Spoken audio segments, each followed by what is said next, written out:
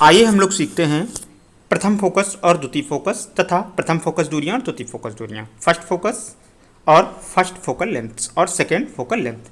देखिए बिल्कुल आसान और सरल है, हम लोग फिगर के साथ समझेंगे।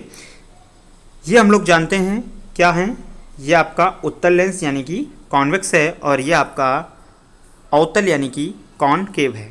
ठीक है, कॉनकेव लेंस।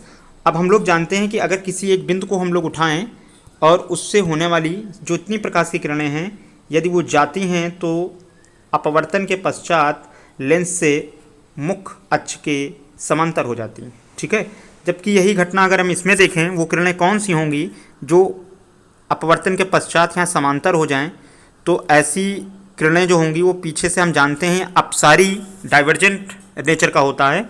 तो इस वजह से ये इससे कुछ इस तरीके के हम लोग प्रकाश की किरणें मान लेते हैं कि इस डायरेक्शन से इसमें आई होंगी। ठीक है, इस डायरेक्शन से आपकी आई होंगी।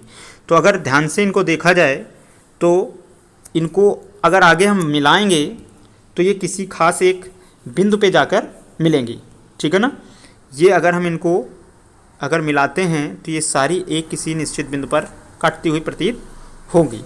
तो आप ध्यान से देखें तो यहाँ इस बिंदु पे आती हुई प्रतीत हो रही हैं और इस बिंदु पे जाती हुई प्रतीत हो रही हैं। ठीक है, तो हम लोग परिभाषा क्या देते हैं, यही पॉइंट क्या होते हैं, फर्स्ट फोकस F1 कैपिटल से डिनोट करते हैं, ध्यान रखिएगा F1। तो परिभाषा यानी डिफिनेशन क्या होगी आपकी कि किसी मुख्य अक्ष पर वह निश्चित बिंदु जहाँ से चलने वाली या आती हुई प्रकाश की किरणें अपवर्तन के पश्चात मुख्य अक्ष के समांतर हो जाती हैं, वो क्या कहलाता है बिंदु, वह मुख्य अक्ष का ही बिंदु आपका फोकस प्रथम फोकस कहलाता है। ध्यान रखिएगा लेंस के मध्य बिंदु से, जिसे हम प्रकाशिक केंद्र ऑप्टिकल सेंटर बोलते हैं, सी से इसको प्रदर्शित करते हैं, इससे फोकस तक की दूरी को प्रथम फोकस दूरी बोलते हैं। इसे हम स्मॉल f1 से प्रदर्शित करते हैं।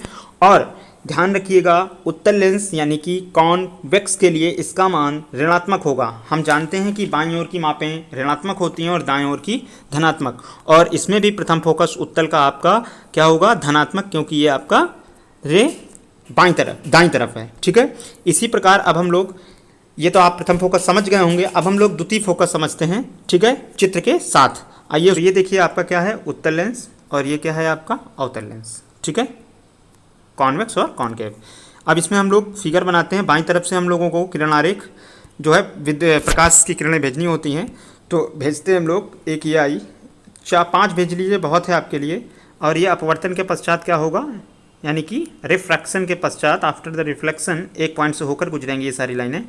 ठीक है, तो ये बिंदु आपका ही क्या कहलाता है, द्वितीय फोकस। इसी तरीके से इसमें भी अगर हम लोग जब समांतर भेजेंगे तो ये अपसारी है, जो है डाइवर्जेंट नेचर का है, अपसारी, ऊपर की तरफ जाएंगी अप। ठीक है, तो इससे जाने वाली जो किरणें होंगी उनको अगर भी हम लोग मिलाएंगे पीछे, तो ये ऐसा प्रतीत होगा जैसे किसी एक खास बिंदु से जा रहे हैं। ठीक है, इसको आइए मिलाकर देखते हैं हम लोग।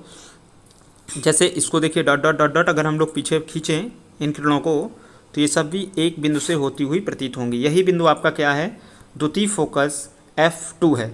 और इसी तरीके से इस फिगर में भी अगर हम लोग देख लें तो क्या होगा, इस फिगर में भी अगर हम लोग देख लें, इनको पीछे बढ़ाने पर, नहीं इसमें नहीं बढ़ाना पड़ेगा आपको। अब ये जो आपका फोकस है ये F2 से प्रदर्शित किया जाता है, और इससे प्रकाशिक केंद्र तक की दूरी को C यानी प्रकाशिक केंद्र तक की दूरी को हम लोग क्या बोलते हैं, द्वितीय फोकस F2 बोलते हैं।